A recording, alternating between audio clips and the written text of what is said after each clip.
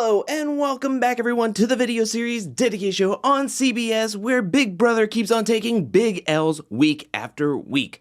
That's right, we're talking about The Challenge USA Season 2 Episode 8. And we'll start off where last episode left off, and that was with Tiffany losing to Michaela in elimination, another Big Brother number out of this game, as well as TJ given the twist that there are no more teams. Everybody is playing an individual game, and coming back to the challenge house, we see people with very mixed emotions. At the end of last episode, Cassidy was upset that there were no more teams because her blue team that she created was just absolutely dominating. And then we hear from Tori, who is very confident in her abilities, that she loves that it is an individual game. There's a lot of speculation on how much chaos this twist will bring to the house, especially when it comes to the secret voting, but that is all speculation until we get done with the first daily. We see Josh, Monty, Tyler all talking about how the Big Brother numbers are just not doing so hot. Every single week, Big Brother is in the hot seat and they go home, where the survivor numbers get stronger and stronger with every Big Brother player that leaves. Tyler and Monty feels like there's only 3 true Big Brother players left in the game, which they're not wrong about. I mean, they are trying to work with the other Big Brother players like Fessel and Josh, but everybody knows that they have 1 foot into the vet side and 1 foot into the Big Brother side, whereas Tyler, Monty, and Alyssa are it. A very interesting conversation we see in the next morning is Bananas talking to Michaela. Bananas takes this opportunity to talk to Michaela about possibly working alongside each other. Now we know how apprehensive Michaela has been when talking to, say, like Wes, but with Bananas, she seems open to the idea of working alongside him. I mean, of course she's gonna take everything that he says with a grain of salt, but she does seem open to working with Bananas, which then Bananas gets a very big grin on his face, and we'll also see them kind of create another deal later on in this episode, just adding to the chaos, adding to the unpredictability of this game turning from teams to a solo game, because I knew Michaela was going to be excited when this game turned into a solo game, but her now leveraging social ties, leveraging her threat level and how good of a player that she has been in this game and in this season, that now she's like opening up some doors, and I just feel like this could be a really good move for Michaela's game in the long run. We then move back to a Big Brother conversation where Alyssa is kind of freaking out a little bit. Things are becoming overwhelming. The game has changed yet again. All of her friends are just leaving one by one in this game, and at a certain point, the mental aspects can get to you, especially if you are a new player in this game. So Alyssa is kind of feeling overwhelmed. She doesn't know who she could talk to because she feels like she can't really trust anybody in this game. But the one person that she can trust is Tyler. And we see her kind of confide in him, and he tries to make her feel better. Then everybody dons their challenge gear, heads down to meet up with TJ near a body of water for this week's daily challenge called Spell Lunkers, which I understand the pun. I will respect it. I didn't have to say I liked it. There will be 4 heats with 4 players each. There are 2 puzzle boards where you have to find words to figure out the themes of each puzzle board. One puzzle board is underneath the water, the other puzzle board is in a cave. You use the theme of those puzzles to unlock 2 locks. The fastest man and woman to open their 2 locks the quickest out of all the heats will win into power and win into safety. This daily challenge at first felt very complex, very complicated. However, it was kind of rather simple once everybody was getting into it. Simple in concept. It felt really daunting to watch all the teams kind of have a real big struggle. This had a physical aspect and endurance with how much swimming they had to do, mental because of the puzzles, and then it also tested social ties and strategy on whether you wanted to work together or keep all the information to yourself. It really was a daily challenge that had every aspect that you could ask for. In Heat 1, like, this was tragic. Fessel, Tyler, and Alyssa couldn't get down far enough to see any of the board. So they just decided that they were going to go over to their box and just keep on guessing words. Cassie found 1 word and got the puzzle like that. She heads off into the cave and then has the worst time trying to figure out all the words in that puzzle. When everything was against them, TJ said, "You have to go back into the water." Alyssa said, no, I will not get back into that freezing cold water, and kept on putting different words in that lock until she got the word cats. She told Fessel and Tyler in the cave, where Tyler instantly finds out that this other theme is dance. Fessel gets to his box, opens it up. Cassidy is trying phone. She is really flopping here, and Alyssa comes in out of nowhere to win Heat 1 alongside Fessel. Heat 2, Bananas absolutely crushes this. He's a certified diver, so he was able to get down easily, come back up, and then head out to his box. He decides that he's going to try to help everybody in his round, but at the same time, make it difficult for them, because he could easily said like, oh, the hint is Panther, but he said pause. For a while, Monty, Michaela, and Chanel had no idea which pause he was talking about. They thought he was talking about pause, like pause a movie. Could have been a decision just in the moment where he just said pause, and that was the first word he remembered off the puzzle, but that pause hint threw off Monty, Michaela, and Chanel. Bananas was able to get both puzzles quite quickly, and then Chanel comes in and then wins the heat for the women in Heat 2. Heat 3, we have Wes, Michelle, Tori, and Sebastian, where all four of them said that they're going to help each other. That is until Wes was able to get the words first.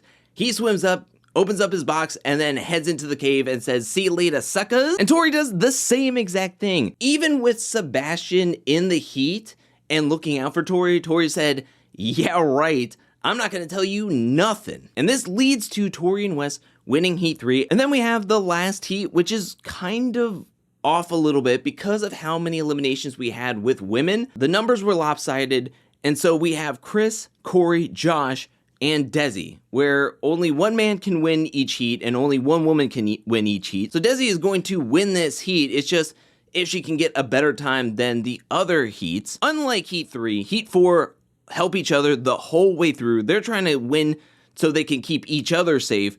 Josh gets the win, Desi gets the win. We now get to TJ telling everybody about the results.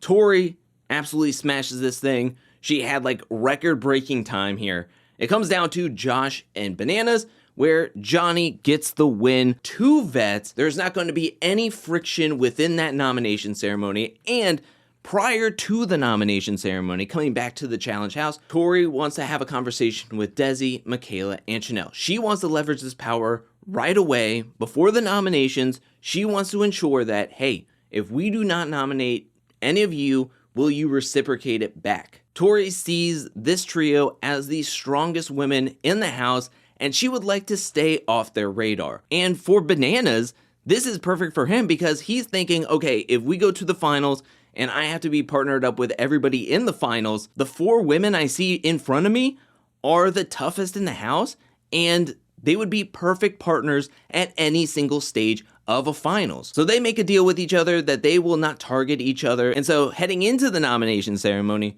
Tori and Bananas kind of put some names out on the table. Bananas wants to split one man, Tyler, because they just said his name last week. Yes, as a pawn, but we already said his name. We can say it again.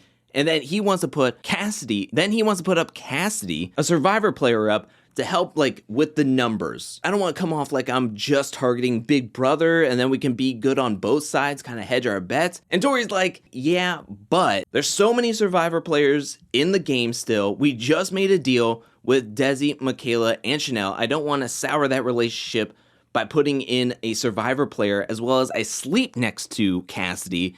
And there's only 3 Big Brother players, so who are we like trying to hedge our bets with? Why not put in Tyler and Alyssa?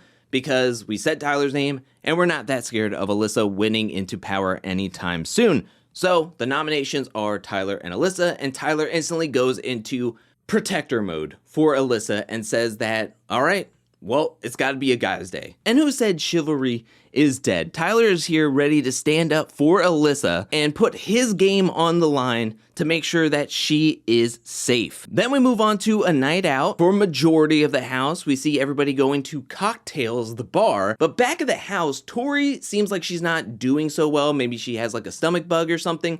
But she wants to stay back at the house instead of going out with everybody else, and Sebastian decides that he's going to stay with her. I don't know about anybody else, but I'm getting a real weird vibes where Sebastian is clearly way more into Tori than Tori is in Sebastian. And when it was just them two at the house, I kind of got like a misery vibe.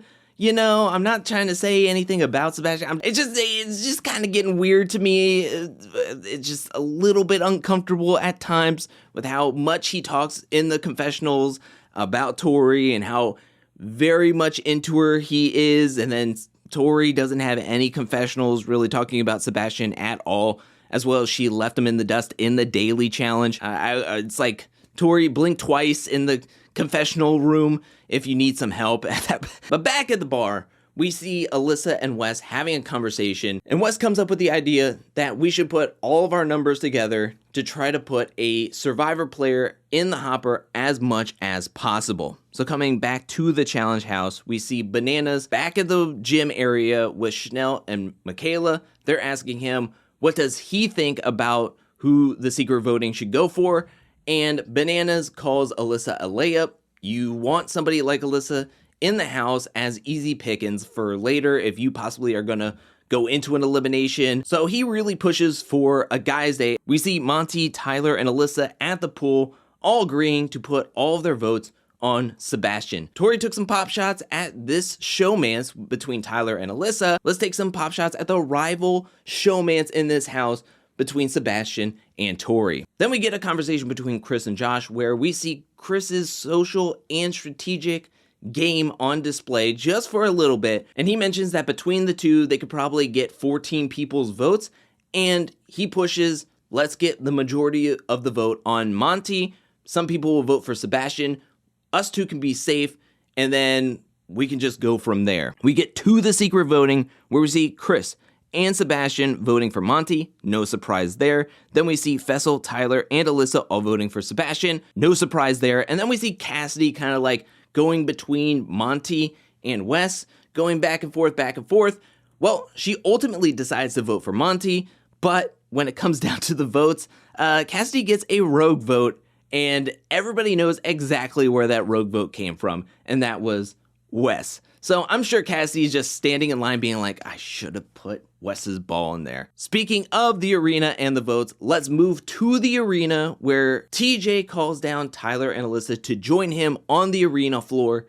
And then we get to the actual votes. Sebastian gets 6 votes, Monty gets 7 votes, and like I mentioned, Cassidy gets Wes's 1 vote, and Michaela, I'm really enjoying Michaela just like calling out Wes at every single point, but Wes wasn't even trying to hide it. He was laughing the whole time. But in this game, we've seen 1 vote can send somebody down into the elimination.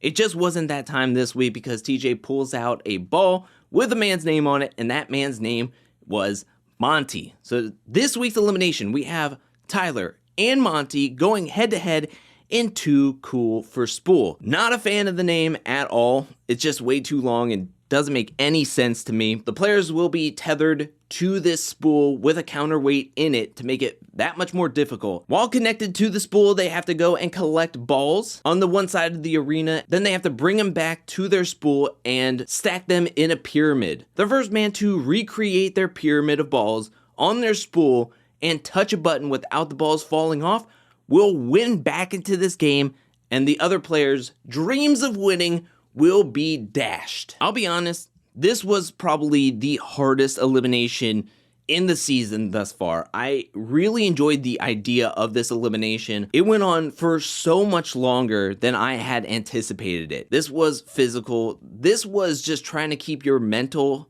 headspace clear and not get too much into your own head when you see the balls fall or have everything stacked up, looking at your opponent and seeing him get very, very close. This went on for a long time. An hour and 20 minutes in, Tyler had his stack ready to go, and then they all just fell. Monty had the same thing, and he was closer to the button, and then it just completely fell. I heard on the Challenge Official podcast and other sources that the balls had a sticky substance to them, as well as the base on the spool had a sticky substance to them. What helped Tyler out was getting the sand off of all the balls at one point to, one, make the tower level, but also that they could actually stick together. Monty at one point on the Challenge Official podcast said that he actually did the opposite at one point, thinking that the sand would help create friction, but it ultimately kind of screwed him in the end. The final time that we see on the bottom of the screen is 2 hours and 51 minutes and counting when Tyler puts his final ball up on his stack, and then the time goes away. Tyler is just walking very slowly to hit the button behind him, and he finally hits it, finally winning this elimination. I'm telling you, this elimination looked rough. I would have been terrible at this elimination. I probably would have gotten in my own head. In the end, Tyler was able to went back into the game, went back into Alyssa's arms, and on the other hand, Monty was eliminated from the season.